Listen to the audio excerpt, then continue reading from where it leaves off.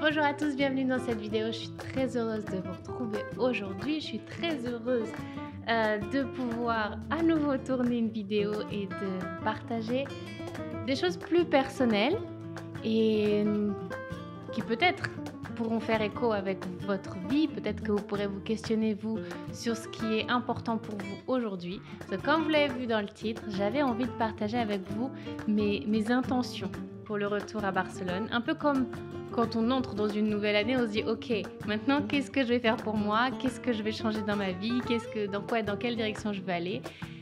C'est un peu comme si c'était une nouvelle année. C'est un peu comme si c'était une nouvelle vie dans la même vie.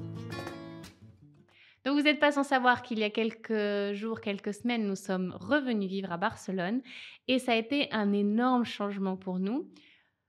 Un énorme changement simplement parce qu'il y a eu des illusions. On est revenu à la case bar, retour à la case départ et on est revenu avec une fréquence sur une fréquence très différente, avec une volonté et un amour pour la ville qui revient un peu aux racines, en fait. Oui, c'est ça. C'est ça, on revient un peu aux racines. Entonces, sans transition, on y va. C'est parti pour la première intention. La première intention, et je crois que c'est... Non, je peux pas Je peux pas. Je peux pas dire c'est la plus importante, la moins importante. Non, en fait, elles sont toutes au top des importances. C'est celle de reprendre soin de moi. Ay, por Dios. J'ai la sensation pendant 7 mois de ne pas avoir pu prendre soin de moi. Pourtant, ça pop dans mon esprit tout le temps, tout le temps, tout le temps. Et Safia, si t'es allée chez le coiffeur, et Safia, si t'es allée courir, et Safia, si... Mais vraiment prendre soin de moi sur le plan du corps physique. Parce que j'ai pu prendre soin de moi sur le plan du subtil, du mental, de l'émotionnel. Enfin, j'avais intérêt à le faire parce que sinon, c'était la cata. Mais du coup, je n'avais plus de place, de disponibilité dans mon agenda pour le corps physique. Et c'est pas une excuse. C'est vraiment ce que j'ai traversé. Donc, l'intention là, pour ce retour à Barcelone, c'est ça. Il y a une chose que j'ai remarquée, c'est que quand on vit en ville, on marche beaucoup plus. Et ça, on s'en rend pas compte, mais ça fait une différence énorme. Quand j'étais à la campagne, dans mes montagnes andalouses que, malgré tout, j'aime profondément, en fait, je regardais pas combien de pas je faisais par jour, mais je marchais jamais. Je marchais jamais parce que je sortais de chez moi, je prenais ma voiture, j'allais au pueblo, je faisais mes courses, donc là, à la limite, je faisais quelques pas. Je reprenais ma voiture, je cherchais mon fils, il montait, on rentrait. Et puis après, bon, bah, les pas de la maison, mais c'est pas non plus des pas extraordinaires. Et là, le fait de vivre en ville, rien que le fait de devoir aller au métro, après de sortir du métro et de devoir aller jusqu'à l'école ou de devoir aller jusqu'au point où j'ai décidé d'aller, etc., etc. Et le vélo, est-ce qu'on parle du vélo? J'ai repris le vélo ici, c'est-à-dire qu'à Barcelone, on a un système de vélo pour les résidents comme dans la majorité des grandes villes. Je prends plus mon vélo que le métro. Et c'est extraordinaire et ça paraît être rien, mais pour moi, ça, c'est un retour à mon corps. Et je vous parle pas du fait que je sois allée chez le coiffeur, que je puisse refaire mes ongles, que je puisse refaire mes sourcils au fil, etc., etc. Ça, c'est genre cherry on the cake. Mais il y a quand même cette idée que mon corps physique avait besoin qu'on lui dise tu existes, je prends soin de toi, regarde comme tu peux bouger, c'est extraordinaire. Parce que pendant 7 mois, c'était laborieux, les amis, c'était vraiment laborieux. Donc ça, c'est ma première intention et je m'y tiens et je suis ferme là-dessus. Et à chaque fois que je monte sur mon vélo ou que je vois que j'ai fait 8000 pas, 10 000 pas dans la journée, je suis là. C'est bien, c'est très bien. La deuxième intention, elle a tout à voir avec mon travail. J'ai envie de remettre, et je le fais depuis que je suis arrivée, mon travail au cœur de mon quotidien, au cœur de ma vie. Et là, vous vous dites, oui, d'accord, mais t'as fait quoi pendant 7 mois? Ben, pendant 7 mois, j'ai géré plein de trucs et le travail, c'était pas vraiment la priorité. Et pour moi, pas travailler, c'est un petit peu comme être en enfer. Parce que j'adore mon travail. Je suis passionnée par mon travail. Je suis passionnée par avoir des idées. Je suis passionnée par être en lien avec vous, vous accompagner, parfois en individuel, parfois dans les ateliers, comme c'est le cas dans Sentir, là, qui a lieu prochainement ou qui a eu lieu. Je ne sais pas exactement quand sortira cette vidéo. Mais en tout cas, tout ce que l'on fait ensemble, toute la création de contenu que je fais, genre, ça fait poum, poum, poum à l'intérieur de moi. C'est une excitation de tous les jours. Et là, de pas pouvoir le mettre au cœur de mon existence, c'était un peu l'enfer.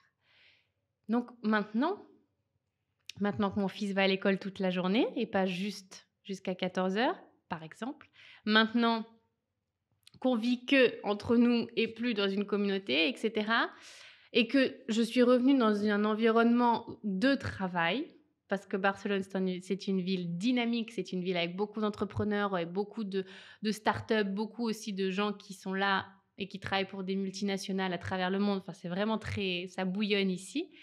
Eh bien, je me sens chez moi. Je me sens chez moi aussi sur le plan du travail. Et donc, comment ça se passe? Eh bien, aujourd'hui, j'ai toute ma journée pour travailler, ce qui n'était pas le cas avant. Et ça change tout. Je vous invite à réfléchir à ce que pourraient être vos journées si vous aviez de 9 heures à 14 heures pour faire tout. Tout ce qui n'a pas à voir avec votre enfant. C'est-à-dire travailler, c'est-à-dire faire les courses, c'est-à-dire être avec votre compagnon, votre compagne. Bon, bref. Non, c'est pas possible. Du coup, je suis extrêmement excitée de remettre mon travail au cœur de mon quotidien, au cœur de ma vie, au cœur de ma réalité. Donc, travailler hors de la maison aussi, ça fait partie d'honorer ma part professionnelle parce que ça fait 10 ans que je travaille à la maison. Et là, actuellement, on n'a pas de chez nous fixe. On est en quête. Je l'ai dit à la vie, je l'ai dit à Google. Donc, tout le monde est au courant, ça devrait bien se passer. Mais pour le moment, on n'a pas de chez nous fixe. Donc, j'ai décidé de me prendre un bureau fixe. De manière à ce que ça, au moins, se soit posé. Et le fait de poser ça me permet aussi de me sentir à ma place dans mon entrepreneuriat, dans mon rôle, dans mon service, de manière à ce que je puisse vraiment, que ça puisse être fluide. Et jusqu'à présent, je suis toujours excitée, donc ça va, ça se passe bien. La troisième chose, c'est celle de revenir à mes passions. Mais je ne vous parle pas de mes passions des 3 ou 4 dernières années, je vous parle de mes passions racines, de celles de toda la vida. Je vous parle du théâtre, je vous parle de la danse, je vous parle du chant. Ça, c'est vraiment... Moi, si j'avais fait des comédies musicales, genre, je pense que j'aurais tellement adoré. J'aurais tellement adoré. Et je sais pas, la vie a eu un autre plan pour moi. Et c'est très bien aussi parce que finalement, je fais ce que je veux.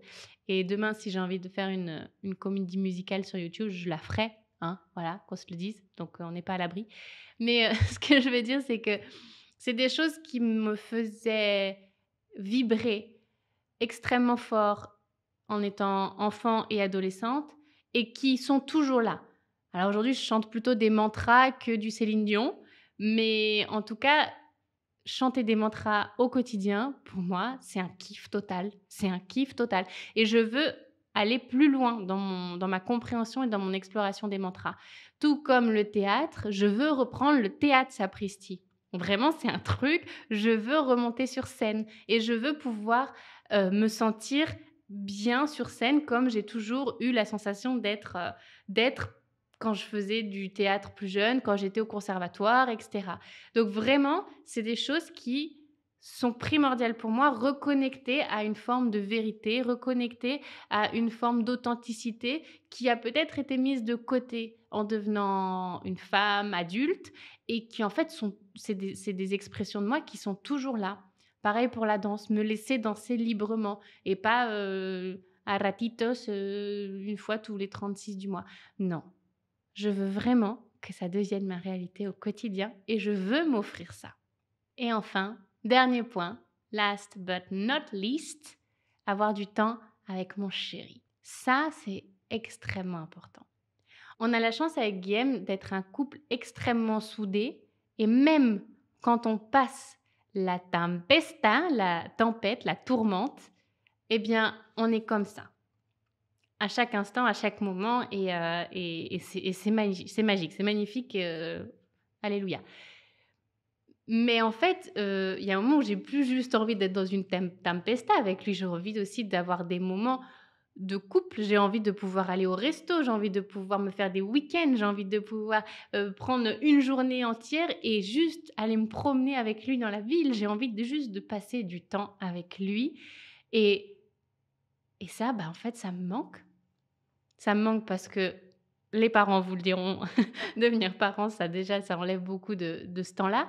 Mais en plus, les 7 mois que l'on a vécu en Andalousie étaient des mois où on n'a eu aucun moment à 2. On ne pouvait même plus manger ensemble le midi parce que notre fils mangeait pas à l'école. À 14 heures, on le récupérait et il mangeait à la maison.